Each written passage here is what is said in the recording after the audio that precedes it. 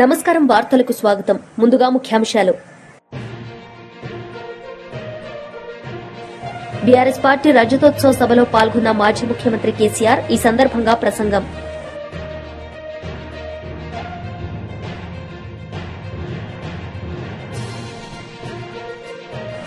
మాజీ మంత్రి మెరుగు నాగార్జున మీడియా సమావేశం. పలు అంశాలపై వివరణ.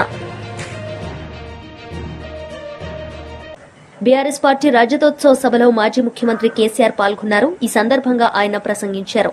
అప్పుడు దిగివచ్చి తెలంగాణ కోసం ప్రకటన చేసిన విషయం మీకు తెలుసు. మళ్లీ ప్రకటన వెనక్కి తీసుకొని మళ్ళా వెనుకకు పోయినారు. ఆ తర్వాత సకల జనుల సమ్మె కావచ్చు, సాగర హారాలు కావచ్చు, వంట వార్పులు కావచ్చు, అనేక రూపాలలో విజృంభించి మళ్లీ భయంకరమైన పోరాటం చేసినాం. మళ్లీ 3 ఏళ్ల తర్వాత వాళ్లకు రాజకీయ అవసరం ఏర్పడి ఆనాడు వచ్చి మళ్లీ తెలంగాణ ఇస్తామని ప్రకటించి వాళ్ళకి ఇష్టం లేకపోయినా తెలంగాణ సృష్టించినటువంటి ఆ సుడిగార్పులుగా తట్టుకోలేమని భయపడి తెలంగాణ ఇచ్చిన విషయం కూడా మీకు తెలుసు. తదనంతరం ప్రజలు మనకు అధికారం ఇచ్చినారు. దాన్ని మనం ఏదో అధికారం అనుభవించడానికి తీసుకోలే, బాధ్యతగా తీసుకున్నాం. ఎంత బ్రహ్మాండంగా పనిచేసినాం. రాష్ట్రాన్ని మన చేతిలో పెడితే ఎక్కడున్న తెలంగాణను ఎక్కడ తీసుకొని పోయినాం.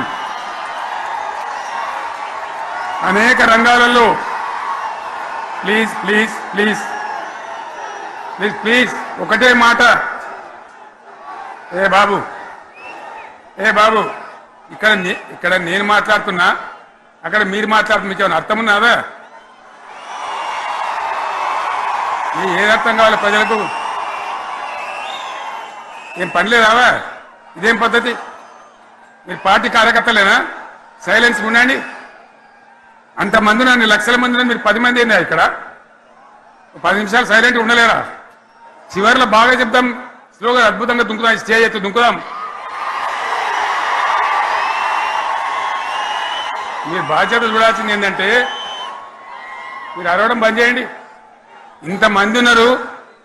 ఏం సీఎం పనిలేదా నీకు? మళ్ళీ అందరు ఇళ్లలోకి చేరుకోవద్దా? క్షేమంగా పోవద్దా? ఎక్కడెక్కడి నుంచో దూరం నుంచి వచ్చిన వాళ్ళు ఉన్నారు. 10 నిమిషాలు మీరు సైలెంట్గా ఉండండి. ముందరున్న వాళ్ళు 10 ఏళ్ల బీఆర్ఎస్ పాలనలో ఎక్కడున్న తెలంగాణ ఎక్కడికి పోయింది? ఎన్ని రంగాలలో ఎన్ని అవార్డులు వచ్చినాయి? ఎన్ని అద్భుతమైన పనులు చేసి చూపెట్టినాం. తెలంగాణ అంటే ఒకప్పుడు వెనుకబడ్డ ప్రాంతం, ఎగతాళి చేయబడ్డ ప్రాంతం, పనికిమాలిన ప్రాంతం అనే పేరు పెట్టిన ప్రాంతం. కానీ ఎన్ని రంగాలు, తలసరి ఆదాయాన్ని బ్రహ్మాండంగా పెంచినాం. 90,000 ఉన్న తలసరి ఆదాయాన్ని 3.5 లక్షల పైచీలకు పెంచుకున్నాం. జీఎస్డీపీని దేశంలో నంబర్ 1 స్థానానికి తీసుకెళ్లినాం. తెలంగాణలో బ్రహ్మాండంగా పెండింగ్ ప్రాజెక్టులన్నీ కూడా కంప్లీట్ చేసుకున్నాం. కల్వకుర్తి కావచ్చు, నెట్టెంపాడు కావచ్చు, భీమా కావచ్చు, ఎల్లంపల్లి కావచ్చు, మిడిమానేరు కావచ్చు, అక్కడ మేఘాల మీద పనిచేసి దాన్ని అంతా కూడా కంప్లీట్ చేసి ఒక్క పాలమూరు జిల్లాలోనే 10 లక్షల ఎకరాలకు సాగునీళ్ళు ఇచ్చుకున్నాం. బ్రహ్మాండమైనటువంటి ఇరిగేషన్ ప్రాజెక్టు కంప్లీట్ చేసుకున్నాం. 3.5 లక్షల టన్నుల వడ్లు పండించే స్థాయికి తెలంగాణను తీసుకొని పోయినాం. వరంగల్ గడ్డ కోసం, ఇదే జిల్లా కోసం పెండింగ్ లో ఉన్న దేవాదుల ప్రాజెక్టును కంప్లీట్ చేసి ఈ గడ్డకు నీళ్లు తెచ్చుకున్నాం. 3 ఏళ్లలో కాళేశ్వరం ప్రాజెక్టు కట్టుకున్నాం. వాగుల మీద, వంకల మీద చెక్ డ్యాములు కట్టుకున్నాం. మిషన్ కాకతీయ పేరు మీద చెరువులన్నిటి పూడికలు తీసుకున్నాం. ఒక అద్భుతమైన తెలంగాణను తయారు చేసుకున్నాం. పడావు భూములన్నీ పంట పొలాలుగా మార్చుకున్నాం. ఆనాడు బీఆర్ఎస్ పాలనలో చెరువుల నిండా జలరాశులు, రైతుల కళ్ళాల నిండా ధాన్య రాశులతోని బ్రహ్మాండంగా తెలంగాణ అద్భుతంగా పురోగమించిన విషయం మీకు తెలుసు. పంజాబ్ను తలదన్నే పంటలు పండించిన విషయం కూడా మీ అందరికీ తెలుసు అని నేను మనవి చేస్తా ఉన్నా. రైతు కష్టమేందో నాకు తెలుసు. నేను స్వయంగా రైతును కాబట్టి రైతాంగాన్ని కడుపులో పెట్టి చూసుకున్నాం. మీ అందరికి ఒక మాట చెప్తా ఉన్నా. ఈ దేశంలో షేర్షా సూరి అని ఒక రాజు ఉండే. ఆయన కాలంలోనే రెవెన్యూ సంస్కరణలు తెచ్చినారు. నేను చెప్పే మాట మంచిగా వినాలి మీరు.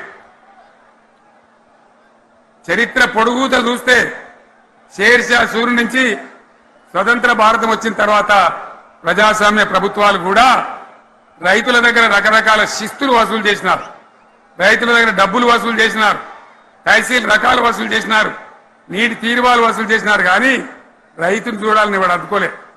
భారతదేశంలోనే ఎక్కడ కూడా లేని స్కీమ్, నన్ను వాళ్ళు అడగలే, ఎలక్షన్లలో చెప్పలే, నాకు నేనుగా ఆలోచించి ప్రభుత్వమే ఆలోచించి రైతు బంధు పథకాన్ని తెచ్చినాం.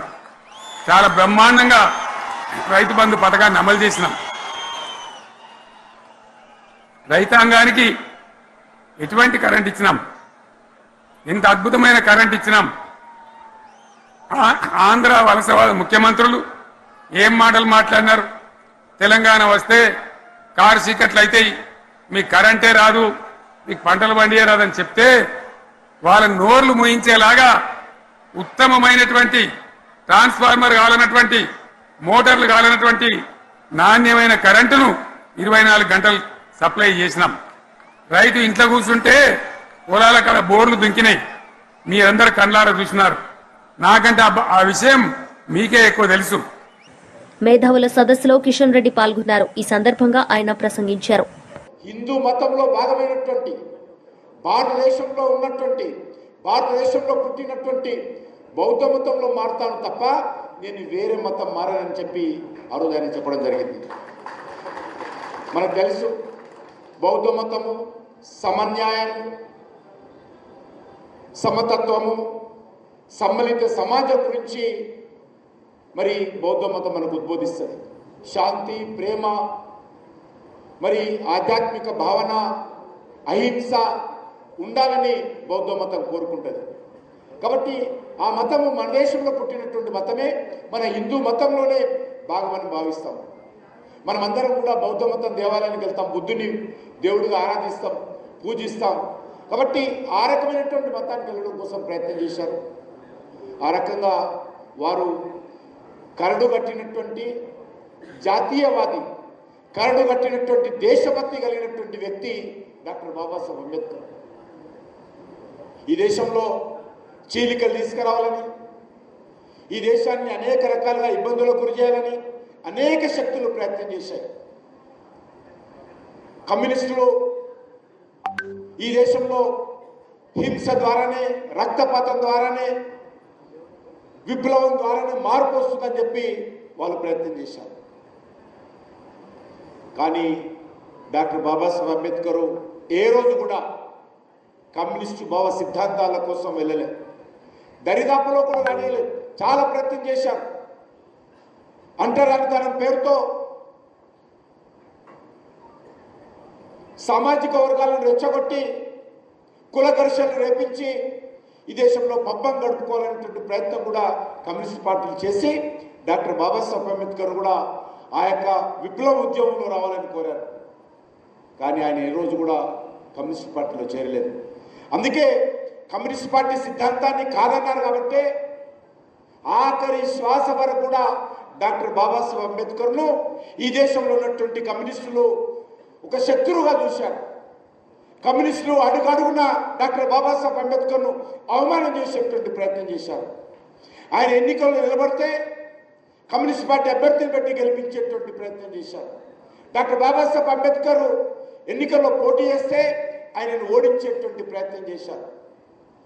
ఆయన పేరుకు మాత్రమే దళిత నాయకుడు, కానీ ఈయన పెట్టుబడిదారులకు అనుకూలంగా వ్యవహరిస్తున్నారని కూడా ప్రచారం చేసినటువంటి భావ దారిద్ర్యం కలిగినటువంటి కమ్యూనిస్టుల గురించి కూడా మనం అర్థం చేసుకోవాల్సినటువంటి అవసరం ఉంది. అంతేకాదు డాక్టర్ బాబాసాహెబ్ అంబేద్కర్ అనేక రకాల ఉద్యమాలకు రూపకల్పన చేయడం జరిగింది. ఆయన మరి స్వాతంత్ర ఉద్యమంలో కూడా కీలక పాత్ర పోషించాడు. ఆయన లండన్లోకి వెళ్ళి ఈ దేశంలో మొట్టమొదటి ఆర్థిక శాస్త్రంలో మరి పీజీ చేసి పట్టా పొందినటువంటి వ్యక్తి ఈరోజు డాక్టర్ బాబాసాహెబ్ అంబేద్కర్. అందుకే ఆయన స్వాతంత్రం వచ్చిన తర్వాత భారత ప్రభుత్వంలో ఎన్నికల్లో పోటీ చేసినప్పుడు ఎన్నికల్లో ఓడించేటువంటి ప్రయత్నం కాంగ్రెస్ పార్టీ చేసింది. సత్య గారు చెప్పారు, ఆయన ఎంపీగా పోటీ చేస్తే నాటి ప్రధానమంత్రి జవహర్లాల్ నెహ్రూ గారు డాక్టర్ బాబాసాహెబ్ అంబేద్కర్ వ్యతిరేకంగా ఆయన కాన్స్టిట్యున్సీలో విస్తృతమైనటువంటి ప్రచారం చేశారు, ఓడించారు. ఏ రోజు కూడా డాక్టర్ బాబాసాహెబ్ అంబేద్కర్ గెలవాలని ఈ దేశంలో కమ్యూనిస్టులు కానీ ఈ దేశంలో కాంగ్రెస్ వాళ్ళు కానీ ఏ రోజు కూడా సహకరించలేదు. ఈరోజు రాహుల్ గాంధీ మరి అనేక రకాలుగా మాట్లాడతాం. హిందూ మహాసభకు సంబంధించినటువంటి వాళ్ళు ఆ రోజు డాక్టర్ బాబాసాహెబ్ అంబేద్కర్కి అండగా నిలబడి గెలిపించారు తప్ప కాంగ్రెస్ పార్టీ కాదనే విషయాన్ని సందర్భంగా మనం చేస్తున్నాం. ఈరోజు డాక్టర్ బాబాసాహెబ్ అంబేద్కర్ గురించి మాట్లాడే నైతిక హక్కు కాంగ్రెస్ పార్టీకి లేదు. రాజ్యాంగం గురించి మాట్లాడే నైతిక హక్కు కాంగ్రెస్ పార్టీకి లేదు. గత పార్లమెంట్ ఎన్నికల్లో విస్తృతంగా ప్రచారం చేశారు. నరేంద్ర మోడీ గారు 3వసారి వస్తే రాజ్యాంగాన్ని మారుస్తారు.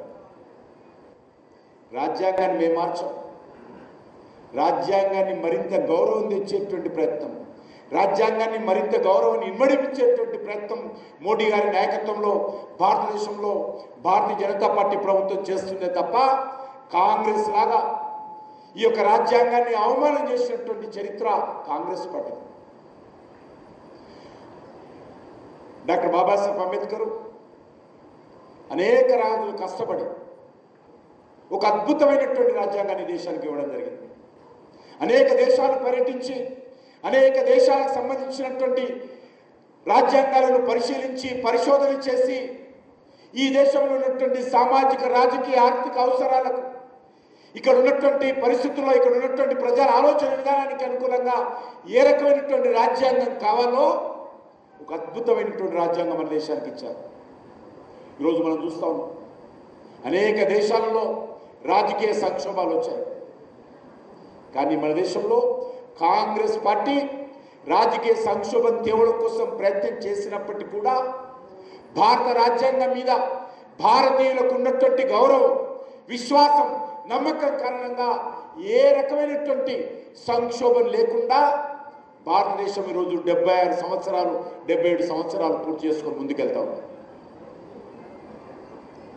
డాక్టర్ బాబాసాహెబ్ అంబేద్కర్ నేతృత్వంలో రూపకల్పన చేసినటువంటి రాజ్యాంగం మీద నమ్మకంతో 75లో కాంగ్రెస్ పార్టీ ఎమర్జెన్సీ విధించి రాజ్యాంగము ప్రజలకు ఇచ్చినటువంటి హక్కులను కాలరాచి పత్రికా స్వేచ్ఛను అరించివేసి ఈ దేశంలో రాజకీయ పార్టీల కార్యాలయాలకు తాళాలు వేసి రాజకీయ పార్టీ నాయకులందరినీ జైళ్లలో పెట్టి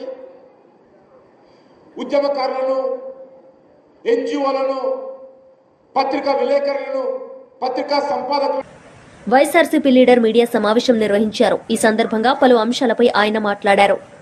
ట్రాన్స్ఫర్ చేయించుకుని రికార్డులు అవన్నీ కూడా గతంలో ఇన్వెస్టిగేషన్లో తేలే. ఆ కేసులో క్రైమ్ నెంబర్ 90/2014 అని ఆ కేసు పెట్టడం జరిగింది. తర్వాత చివరు దొంగ సంతకాలతో అతను ఆమెతో మాట్లాడని సందర్భంలో బ్లాక్మెయిల్ చేయడానికి లొంగని పరిస్థితుల్లో అతని ఆస్తిని ఫోర్జరీ చేసి ఫోర్జరీ డాక్యుమెంట్ ద్వారా అతని సంతకాన్ని క్రియేట్ చేసి దాన్ని ఇతరులకు 5 లక్షల అడ్వాన్స్ తీసుకొని అమ్మ చూపిన సందర్భంలో ఆ 2 వ్యక్తులు వచ్చి కుక్కల విద్యాసాగర్ని మీరు అగ్రిమెంట్ రాయించారా ఆమెకంటే అప్పుడు అతను పోలీస్ కంప్లైంట్ ఇవ్వడం జరిగింది. పోలీస్ కంప్లైంట్ ఇచ్చిన తర్వాత ఇక్కడ పోలీసులు చట్ట ప్రకారం ఆమె ముంబైలో ఉంటుంది కాబట్టి విజయవాడ న్యాయస్థానంలో ఒక పిటిషన్ వేసి సర్చ్ వారెంట్ తీసుకొని ముంబైకి పోయి ముంబైలో జూహు పోలీస్ స్టేషన్కి వెళ్ళి ఆ పోలీసుల సహాయంతో ఆమెను అరెస్ట్ చేసి ఆమెను ఆమె తల్లిదండ్రులని అక్కడే ముంబైలోని అంధేరి కోర్టుకు తీసుకెళ్ళి అక్కడ ప్రొడ్యూస్ చేసి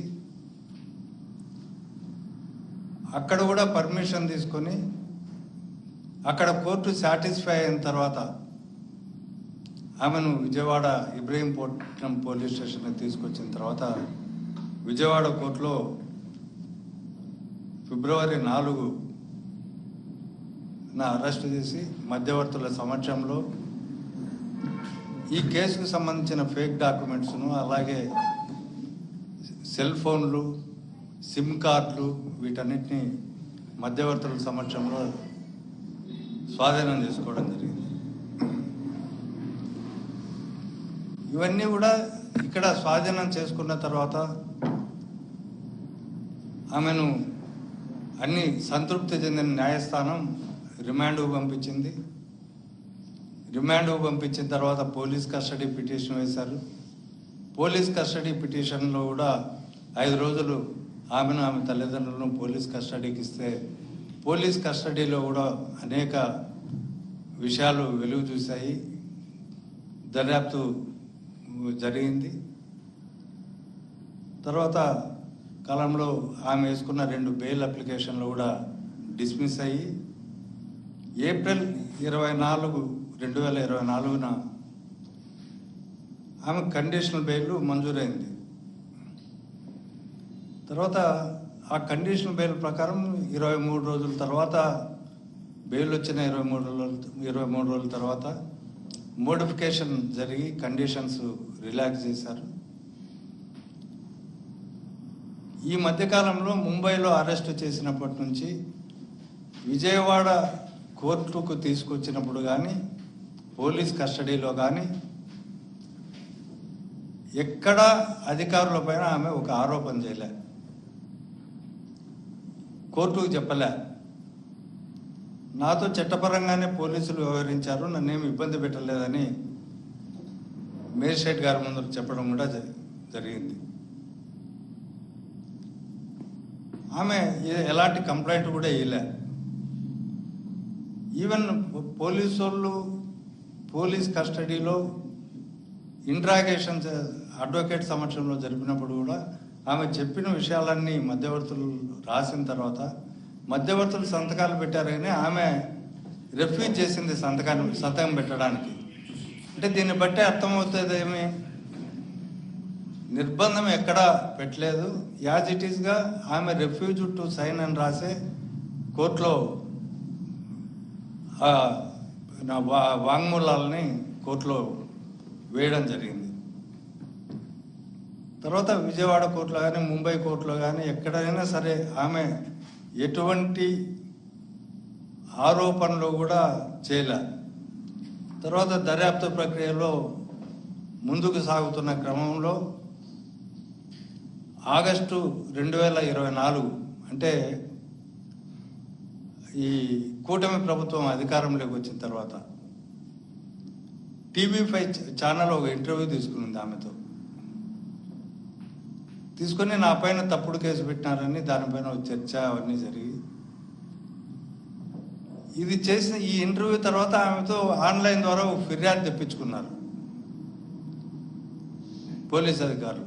ఇదంతా ఎందుకు చెప్తున్నా అంటే కుట్ర ప్రకారం ఎంత ప్లాన్డ్ ప్రకారం జరిగిందని. ఆన్లైన్ ద్వారా ఫిర్యాదు తెప్పించుకునేది ఎల్లో మీడియాలో మరుసటి రోజు చాలా ప్రముఖంగా మేధావుల సదస్సులో సత్యకుమార్ ఈ సందర్భంగా ఆయన ప్రసంగించారు. ఎవరు అగౌరవపరుస్తున్నారయ్యా? ఎవరు గౌరవిస్తున్నారు? ఎవరు ఆ స్ఫూర్తిని ముందుకు తీసుకెళ్తున్నారు? రాజ్యాంగ స్ఫూర్తికి కట్టుబడి ఎవరు పనిచేస్తున్నారు? ప్రజాస్వామ్య విలువలను ఎవరు కాపాడుతున్నారు? కానీ రాజ్యాంగ సవరణ గురించి రాజ్యాంగాన్ని సవరిస్తున్నారు, అన్ని చోట్ల రాజ్యాంగాన్ని సవరిస్తున్నారు.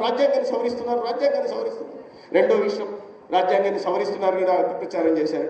రాజ్యాంగాన్ని మొట్టమొదటి 368 ప్రకారం రాజ్యాంగాన్ని సవరించే అధికారం ప్రభుత్వానికి, పార్లమెంటుకు ఉంది. మొట్టమొదటి సవరణ చేసిందే ఆర్టికల్ 19 ఫ్రీడమ్ ఆఫ్ స్పీచ్, మాట్లాడే స్వేచ్ఛను హరించే విధంగా నెహ్రూ గారు చేశారు. ఆనాడు ఆర్గనైజర్, మన RSS పత్రిక ఆర్గనైజర్ కానీ క్రాస్ రోడ్ అనే పత్రిక నెహ్రూ విధానాలు ఎండగడుతా ఆయన పరిపాలన బాగలేదని చెప్పి విమర్శలు చేస్తే దాన్ని రద్దు చేశాడు. రద్దు చేస్తే వాళ్ళు సుప్రీంకోర్టు వీళ్ళకు తరపున తీర్పిస్తే వెంటనే ఒక అమెండ్మెంట్ తీసుకొచ్చి మొట్టమొదటి 1951లోనే ఒక ఇంకా మన ప్రభుత్వం ఏర్పడలే, మొట్టమొదటి సార్వత్రిక ఎన్నికలు జరగనేలే, పూర్తి స్థాయి పార్లమెంటు నిర్మాణమే కాలే. ఆయన ఇంకా కాన్స్టిట్యూంట్ అసెంబ్లీలోనే దాన్ని రద్దు చేశాడు. మొట్టమొదటి తెచ్చింది దేనికోసం తెచ్చారయ్యా? ప్రజల కోసం ఉపయోగపడే దాని మీద తెచ్చారా? సమాజ హితం కోసం తెచ్చే సవరణ తెచ్చారా? లేదా దేశాన్ని ముందుకు తీసుకెళ్లే సవరణ తీసుకొచ్చారా? లేదా దేశంలో ప్రజలను అభివృద్ధిలో భాగస్వామ్యం చేయడానికి తీసుకొచ్చారా? కాదు, గొంతు నొక్కే మొట్టమొదటి సవరణే గొంతు నొక్కే సవరణ తీసుకొచ్చారు. ఇందిరాగాంధీ గారు అయితే చెప్పనవసరం 24 అధికారులు కానీ లేదా 24 ప్రాథమిక హక్కులను హరించడానికి తీసుకొచ్చింది. తర్వాత 25వ అధికరణం, 38వ అధికరణం, 39వ అధికరణం, 42వ అధికరణం మినీ కాన్స్టిట్యూషన్ అయితే తీసుకొచ్చి ఒక్కొక్క అధికరణం ఎందుకు తీసుకొచ్చినారు? ప్రతిదీ కూడా వాళ్ళ కుటుంబ పెత్తనం కోసము, లేదా వారి సొంత ప్రయోజనాలు కాపాడుకోవడం కోసము, లేదా పార్టీ ప్రయోజనాలు కాపాడడం కోసం తప్పిస్తే అంబేద్కర్ గారు ప్రకటించిన విధంగా స్వేచ్ఛ, సమానత్వం, సామాజిక న్యాయం కోసం ఒక్క అధికారులు తీసుకురాలా. మినీ కాన్స్టిట్యూషన్ తీసుకొచ్చి 59 సెక్షన్లను కొత్తగా చేర్చారు అన్నాడు. 59 సెక్షన్లను కొత్తగా చేర్చేసి ప్రియాంబుల్లో సెక్యులర్ సోషలిస్ట్ పదాలు కూడా, అంటే కోర్టు దానికి ముందు చాలా స్పష్టంగా చెప్పింది. కేశవానంద భారతి కేసులో, కేశవానంద భారతి అని గోలక్నాథ్ వర్సెస్ స్టేట్ ఆఫ్ పంజాబ్లో మరి కోర్టుకు వెళ్తే ప్రాథమిక హక్కులు హరించడానికి లేకపోతే 24 అధికారులు తీసుకొస్తే దాని తర్వాత కేశవానంద భారతి కేసులో 73లో సుప్రీంకోర్టు చాలా స్పష్టంగా చెప్తుంది. ఏంటంటే రాజ్యాంగాన్ని మార్చే హక్కు ప్రభుత్వానికి ఉంది, పార్లమెంట్కి ఉంది, కానీ మౌలిక స్వరూపాన్ని మార్చే హక్కు లేదని అంత స్పష్టంగా కోర్టు చెప్పిన తర్వాత కూడా 42వ కాన్స్టిట్యూషనల్ అమెండ్మెంట్ తీసుకొచ్చి మౌలిక స్వరూపాన్ని మార్చడమే కాకుండా ఆమె పదవీ కాలాన్ని పూర్తి చేసుకోవడమే కాకుండా దాన్ని అడ్డం పెట్టుకుని ఈ దేశంలో అత్యంత చీకటి ఇదిగా ఉంటున్న ఒక ఈ ఎమర్జెన్సీని కూడా తీసుకురావడం జరిగింది. అక్కడ ఎమర్జెన్సీ, ఎందుకంటే కోర్టు, అలహాబాద్ కోర్టు ఆమె ఎన్నిక ప్రధానిగా అవినీతి దుర్వినియోగపడింది, అధికార దుర్వినియోగానికి పాల్పడింది కాబట్టి కోర్టు ఆమె ఎన్నికను రద్దు చేస్తే దాన్ని కూడా పక్కన పెడుతూ వాళ్ళ అధికారం తీసుకొచ్చింది. అన్ని రకాల ఏదైనా అధికార సవరణలు తీసుకొచ్చారంటే వారి పెత్తనం చలాయించడం కోసం తీసుకొచ్చారు. కానీ మొత్తం 106 సవరణలు ఈ దేశంలో జరిగితే 75 సంవత్సరాలు కాంగ్రెస్ హయాంలో జరిగాయి, 9 సవరణలు జనతా పార్టీ హయాంలో జరిగాయి, 14 సవరణలు అటల్ బిహారీ వాజ్పేయి గారు ప్రధానమంత్రిగా జరిగాయి, నరేంద్ర మోడీ గారు ప్రధానమంత్రిగా ఉన్న సమయంలో కేవలం 8 సవరణలు మాత్రమే జరిగాయి. 8 సవరణలు దేనికోసం జరిగాయంటే మొట్టమొదటి సవరణ national commission for judicial appointments మీద, జడ్జెస్ అపాయింట్మెంట్స్ మీద జరిగింది. 2వ సవరణ దేనికి జరిగింది అంటే బంగ్లాదేశ్ ప్రాంతంలో ఉంటున్న పౌరులకి పౌరసత్వాన్ని ఇచ్చే దాని మీద జరిగింది. 3వ సవరణ దేనికి జరిగిందయ్యా 101వ సవరణ అంటే జీఎస్టీ, ఈ దేశంలో జీఎస్టీని తీసుకొచ్చి. మాజీ మంత్రి మెరుగు నాగార్జున మీడియా సమావేశం నిర్వహించారు. ఈ సందర్భంగా పలు అంశాలపై ఆయన మాట్లాడారు. అంటరానితనంతో పాటు వారి యొక్క కుటుంబ నేపథ్యం బాగుంటుందని ఒక గొప్ప ఆలోచనతో నడుస్తూ ఉంటే ఆంధ్రప్రదేశ్లో ప్రస్తుత ముఖ్యమంత్రి చంద్రబాబు నాయుడు గారు ఆంధ్రప్రదేశ్లో చదువులమ్మ తల్లిని ఓలలాడించాల్సింది పోయి అటకెక్కిస్తా ఉన్నారు. దానికి నిదర్శనం వైఎస్ఆర్ కాంగ్రెస్ పార్టీ అధికారంలో ఉన్నప్పుడు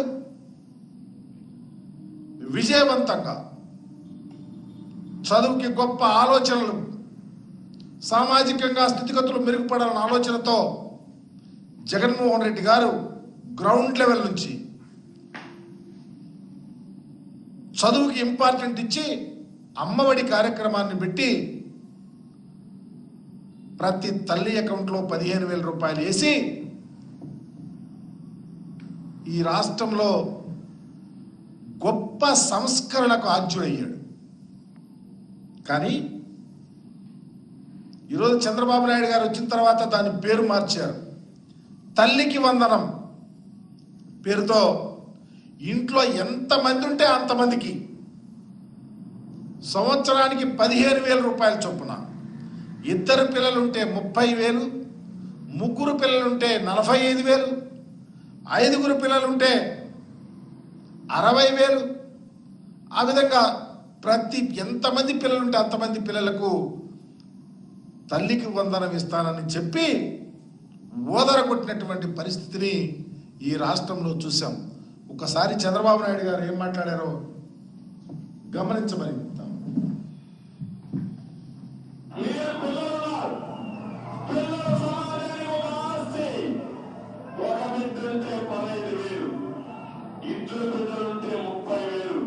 వార్తలు ముగించే ముందు ముఖ్యాంశాలు మరోసారి. బీఆర్ఎస్ పార్టీ రజతోత్సవ సభలో పాల్గొన్న మాజీ ముఖ్యమంత్రి కేసీఆర్. ఈ సందర్భంగా ప్రసంగం.